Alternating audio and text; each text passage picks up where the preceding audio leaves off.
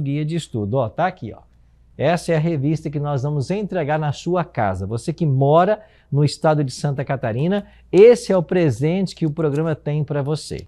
Essa revista, ela pode ser sua. Ela está à distância de um clique, porque você pode solicitá-la em nosso site. O nosso site é encontrocomavida.tv. Acesse o site, coloque lá os seus dados postais e vamos entregar a revista em sua casa. Ou se você quiser pedir pelo WhatsApp, você também pode. 48 3281 3075. Repetindo, 48 3281 3075. Peça agora mesmo a sua revista, tá bem? E eu tenho um convite muito especial a fazer para você. No próximo domingo, dia 7 de abril, eu vou começar na Igreja Adventista Central de Tubarão esta mesma série sobre as profecias de Daniel. E você é o meu convidado. Quer participar? Você precisa então se inscrever para esse evento. Aonde que você se inscreve? Em nosso site, encontrocomavida.tv. Você entra no site e lá vai estar participar do estudo presencial. Quando você clicar lá, você vai ter a opção de escolher os auditórios. Por quê? Porque aos domingos eu estarei em Tubarão e nas quartas-feiras eu estarei em Porto Belo, lá no bairro Perequê. Então, para você de Tubarão e região, aí vai o endereço. Todos os domingos, a partir do domingo que vem, 7 de abril, eu estarei na rua Luiz Martins Colasso, 570, no centro de Tubarão. A nossa igreja fica ao lado do Colégio Adventista. Domingo que vem, 8 da noite, anota aí na agenda, 8 da noite, eu espero você lá. E você faz a sua inscrição em nosso site, encontrocomavida.tv. Ah, pastor, eu não consegui fazer a inscrição. Vai sim, na hora lá você faz na recepção, não tem nenhum problema. Agora, você que mora na cidade de Porto Belo, Itapema, região, o meu convite é para as quartas-feiras. Todas as quartas-feiras, a partir da quarta, dia 10 de abril, eu estarei lá na Igreja Adventista do bairro Perequê.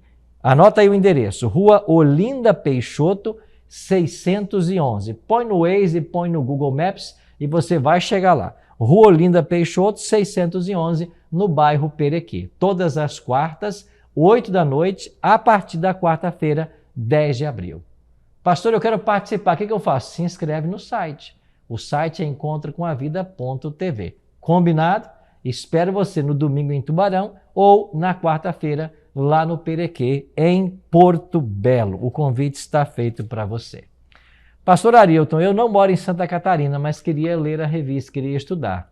Você pode solicitar o arquivo digital dela e nós enviamos o PDF para você com muito carinho. Pode solicitar pelo nosso WhatsApp e a gente manda esse arquivo digital para você.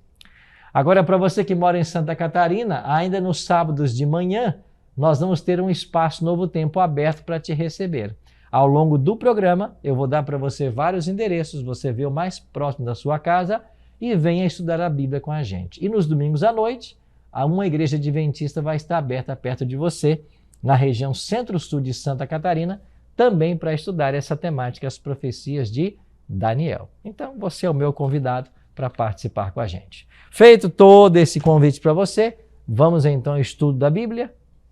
Já pegou a sua Bíblia? A minha está aqui, ó. Deixa eu pegar a minha aqui e nós vamos hoje avançar em nossa série Nisto Cremos. Chegamos hoje ao nosso 11º tema da análise das 28 crenças fundamentais dos adventistas. E hoje nós vamos estudar sobre a igreja.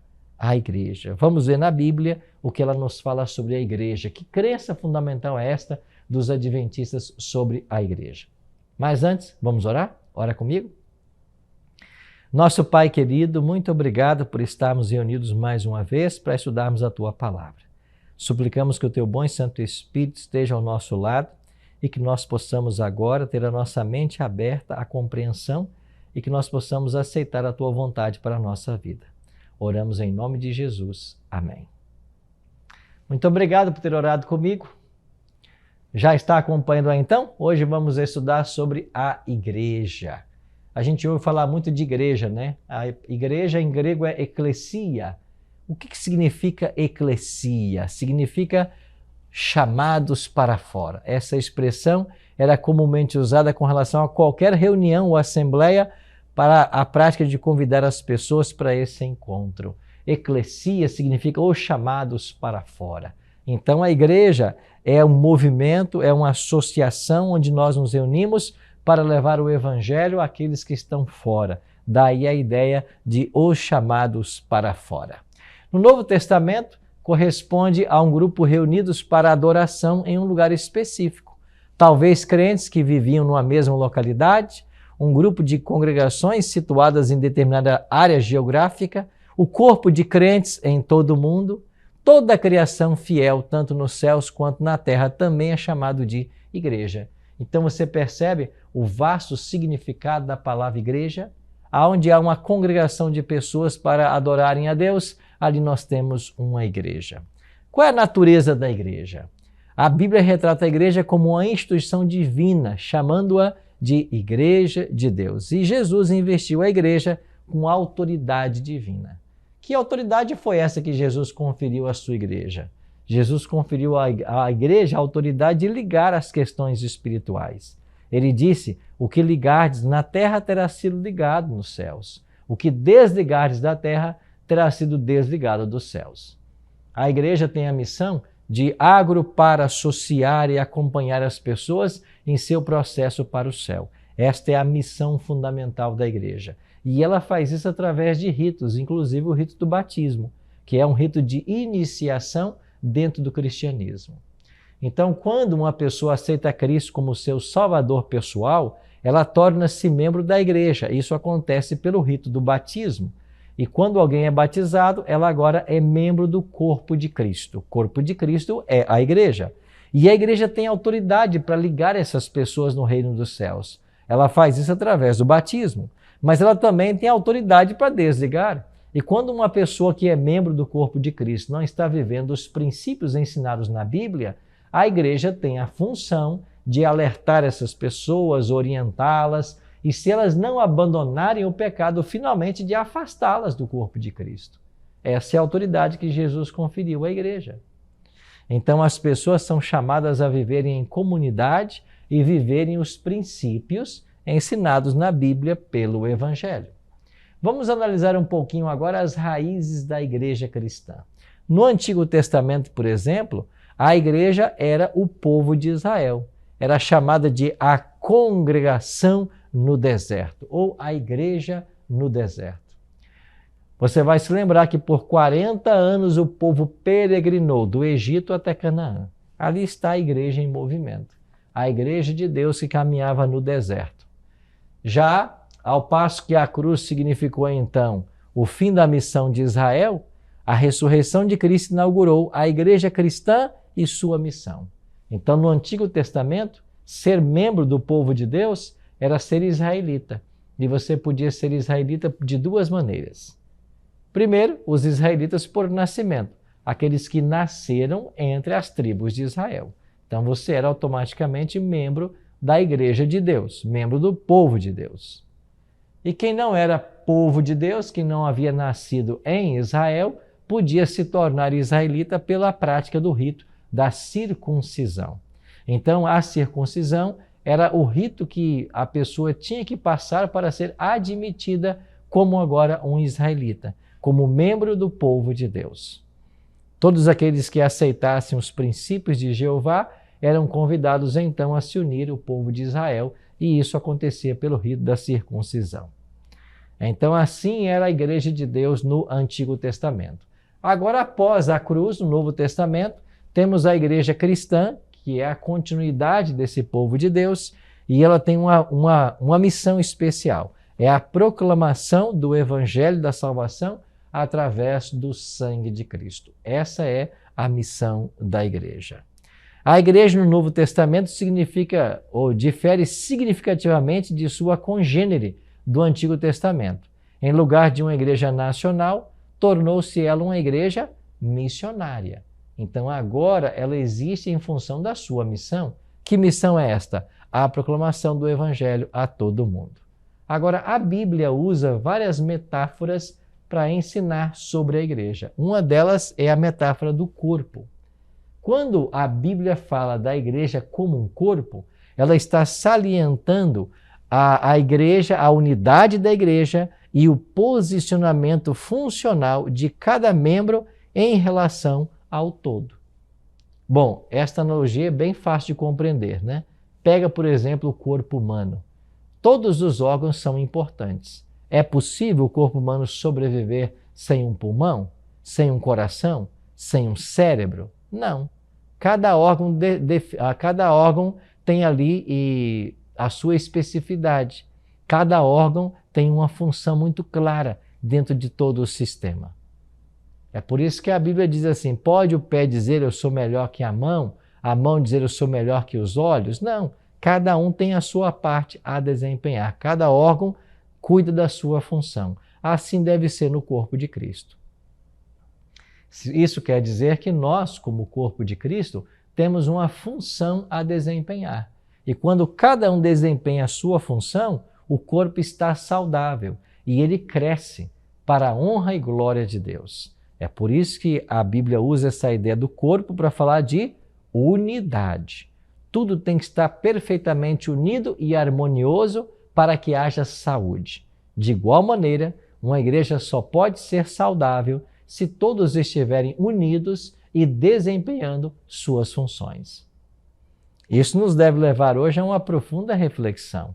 Não basta ser membro do corpo de Cristo, nós devemos estar em unidade e desempenhando nossa função. Imagine você no corpo humano quando um rim para de funcionar.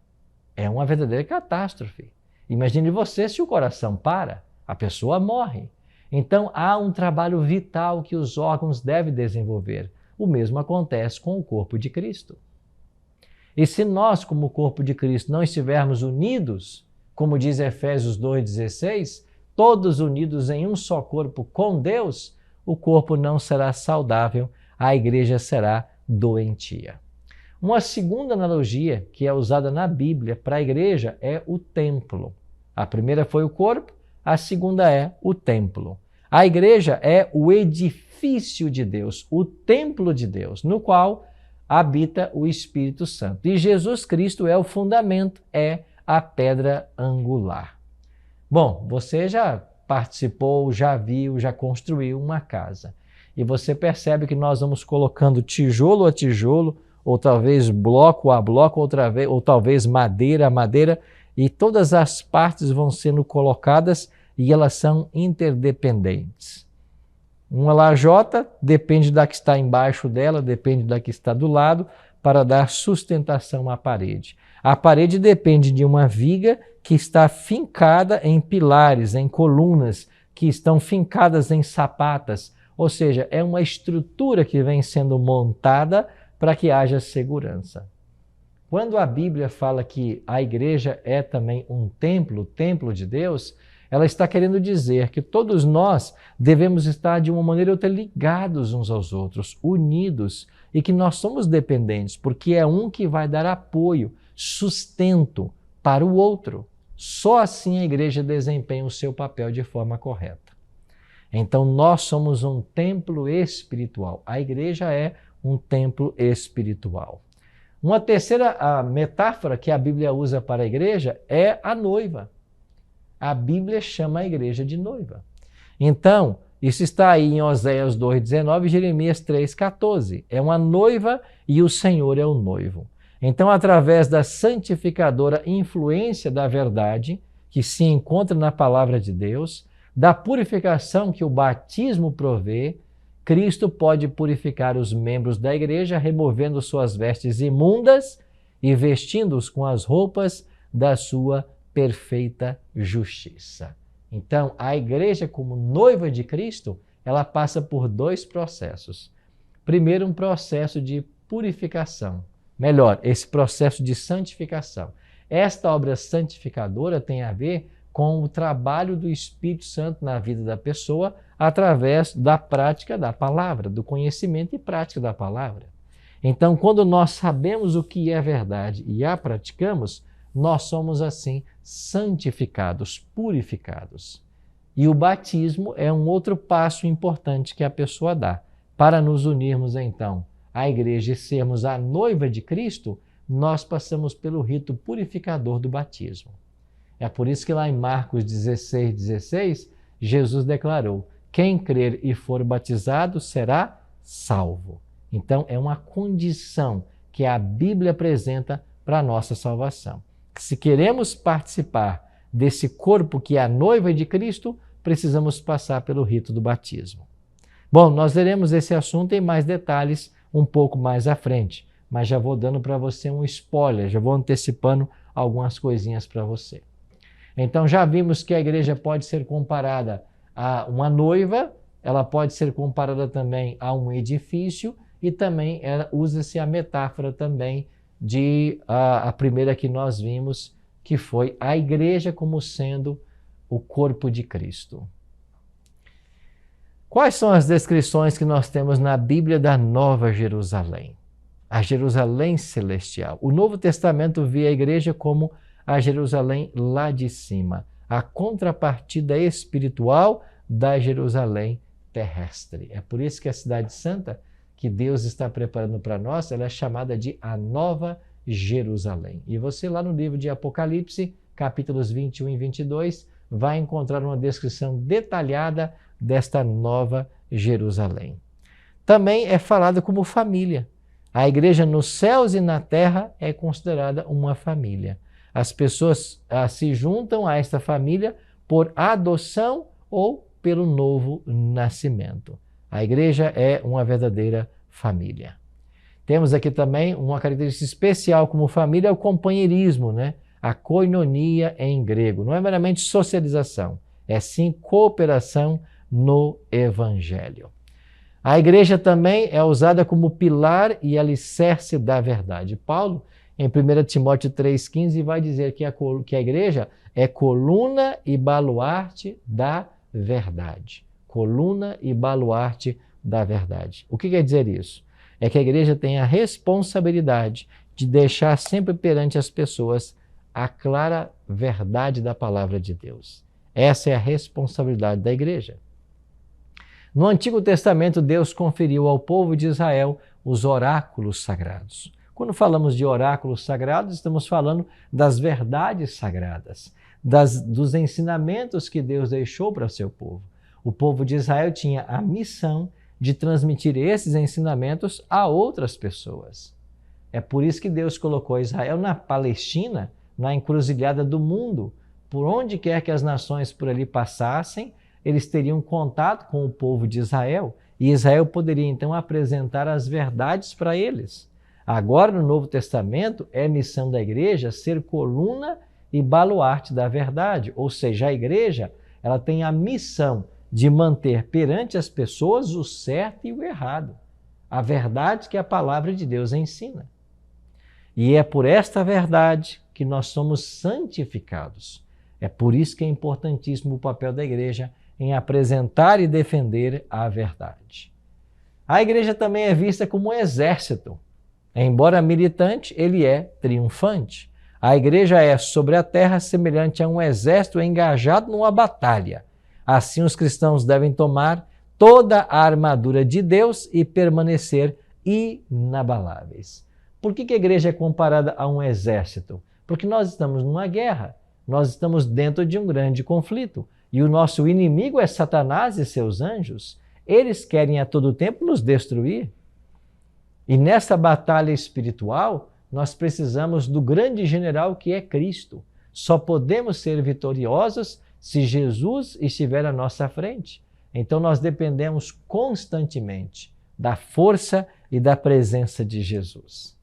Agora eu queria falar para você também sobre a igreja visível e a igreja invisível. Pastor, que história é essa de igreja visível e igreja invisível? É isso mesmo. Deus tem uma igreja visível que pode ser distinguida das demais, mas Deus também tem uma igreja invisível, que só Ele pode saber quem são os membros. Há textos na Bíblia que sustentam o que eu estou falando, e eu vou apresentar isso para vocês. Tem que ficar claro que igreja não salva ninguém.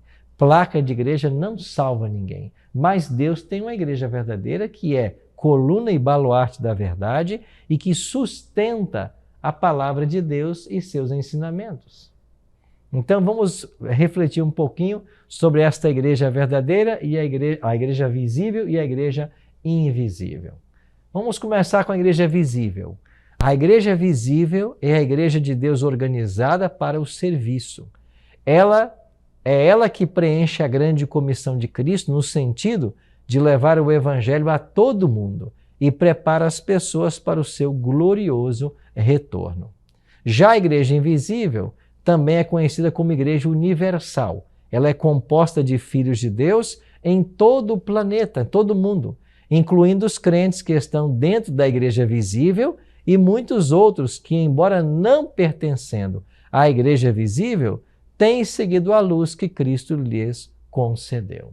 E eu queria sustentar esse argumento com pelo menos 2 textos da palavra de Deus. Um deles está em João 10,16. Você se lembra o que Cristo disse lá? Ainda tenho muitas ovelhas, não desse aprisco, a mim convém conduzi-las. Elas ouvirão a minha voz, e haverá um só rebanho e um só pastor. Então Jesus tem muitas ovelhas que ainda não estão no seu aprisco, não estão na igreja visível, mas na invisível.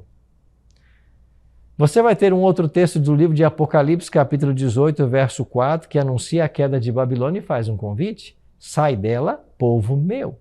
A Babilônia em Apocalipse é um símbolo da confusão religiosa que nós testemunhamos em nossos dias. Isso quer dizer que em todas as religiões, em todas as igrejas, Deus tem um povo fiel. E Deus está convidando esse povo fiel a sair de Babilônia e a se unir à sua igreja visível. Mas eles, por serem sinceros à verdade que conhecem, aonde quer que eles estejam, eles são membros da igreja invisível de Deus. Ou seja, eles são membros da igreja de Deus, mesmo não estando na igreja visível, nominal, mas são membros dessa igreja invisível de Deus, composta de todos os sinceros filhos de Deus, não importa aonde eles estejam. Então a Bíblia apresenta para nós esses conceitos de igreja visível e igreja invisível. A igreja invisível, por intermédio do Espírito Santo, Deus conduz seu povo da igreja invisível para uma união com sua igreja visível. É somente na igreja visível que eles poderão experimentar plenamente as verdades de Deus, seu amor e seu companheirismo. Agora, esta igreja ela é uma organização e, como tal, ela precisa ter diretrizes básicas. O que as pessoas precisam fazer para se tornar membros da igreja? Bom, vamos a esse próximo tópico agora em nosso estudo. Quais as qualificações para ser um membro? As pessoas que desejam tornar-se membros de sua igreja devem primeiro aceitar a Jesus Cristo como seu Salvador, devem arrepender-se de seus pecados e receber o batismo. É isso que Pedro pregou em Atos 2,36. Arrependei-vos, pois, e convertei-vos, e cada um de vós seja batizado. Então, a pessoa tem que crer em Jesus Cristo como Filho de Deus, ela tem que se arrepender da vida de pecado que até então levava, e agora ela precisa passar pelo rito neotestamentário do batismo. Assim, ela está habilitada a ser membro do corpo de Cristo. Então, esses são os passos, as qualificações para que alguém seja membro. Também, uma vez membro, há igualdade e serviço.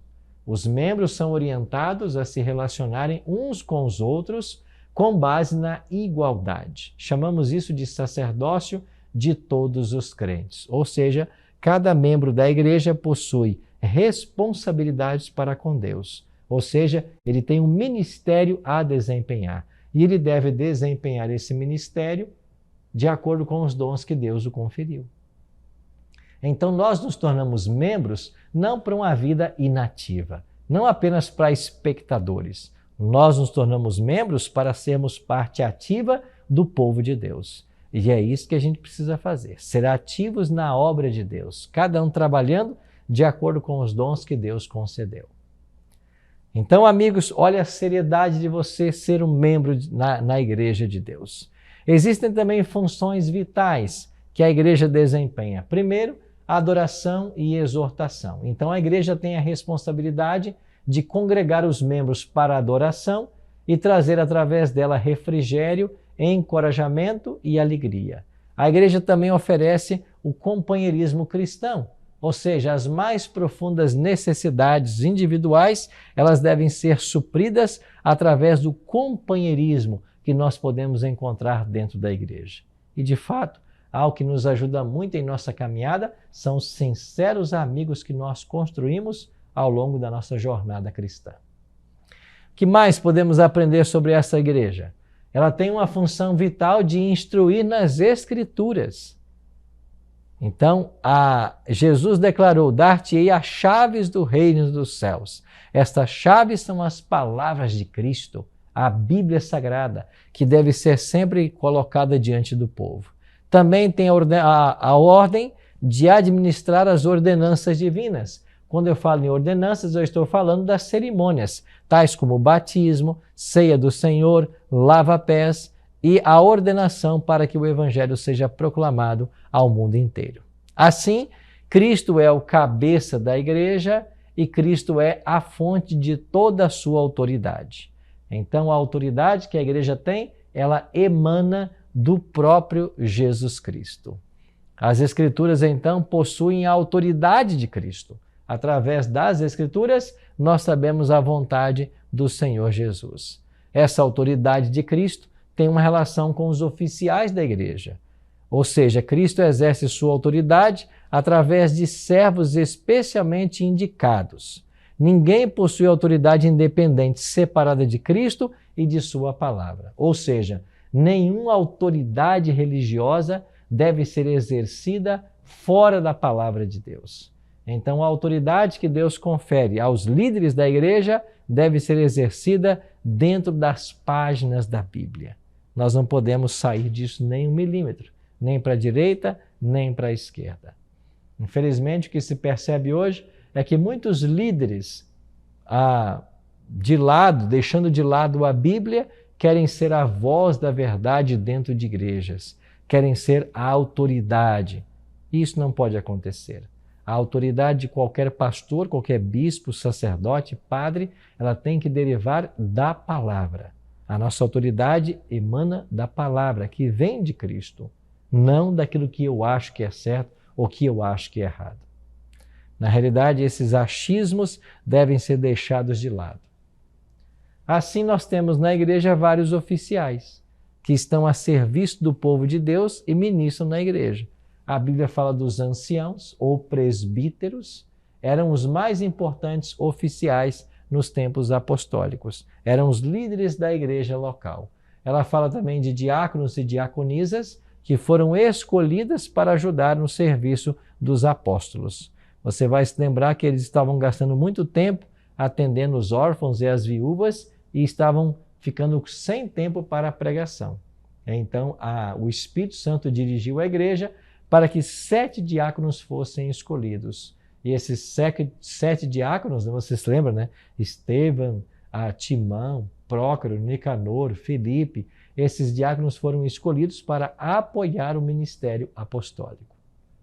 Assim, a estrutura de presbíteros ou anciãos, diáconos e diaconisas eram os oficiais da igreja de então.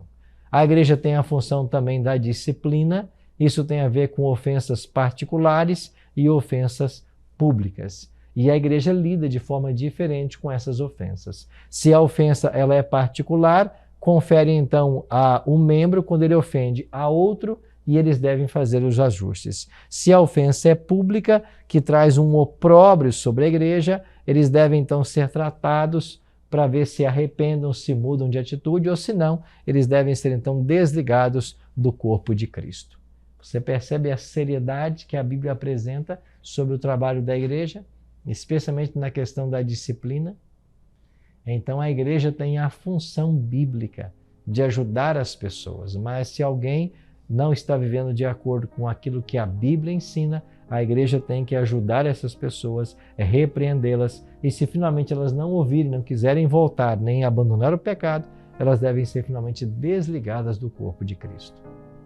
É por isso que Jesus falou, né, que ele deu autoridade à igreja, para que o que ela ligasse na terra fosse ligado nos céus, mas o que ela desligasse da terra também seria desligado dos céus. Você é membro de uma igreja, a igreja na qual você é membro tem feito o uso da palavra como sua única fonte de autoridade? A igreja tem orientado as pessoas no caminho da salvação? Eu espero que sim. Sim, querido amigo, sim, querida amiga. Eu e você temos o privilégio de podermos fazer parte do corpo de Cristo, que é a igreja, do edifício espiritual, que é a igreja. E nós fazemos isso crendo em Jesus como nosso Salvador, nos arrependendo dos nossos pecados e passando pelo rito do batismo. Procure uma igreja adventista mais próxima da sua casa. Dê esses passos. Torne-se membro da Igreja Visível de Deus e certamente Deus terá grandes bênçãos para você e para a sua família. Ora comigo? Nosso Pai, muito obrigado pelo estudo que tivemos hoje. Que o Teu bom e Santo Espírito possa nos conduzir a todos e que nós possamos, caminhando na Tua presença, nos prepararmos para o dia da Tua volta. Oramos em nome de Jesus. Amém.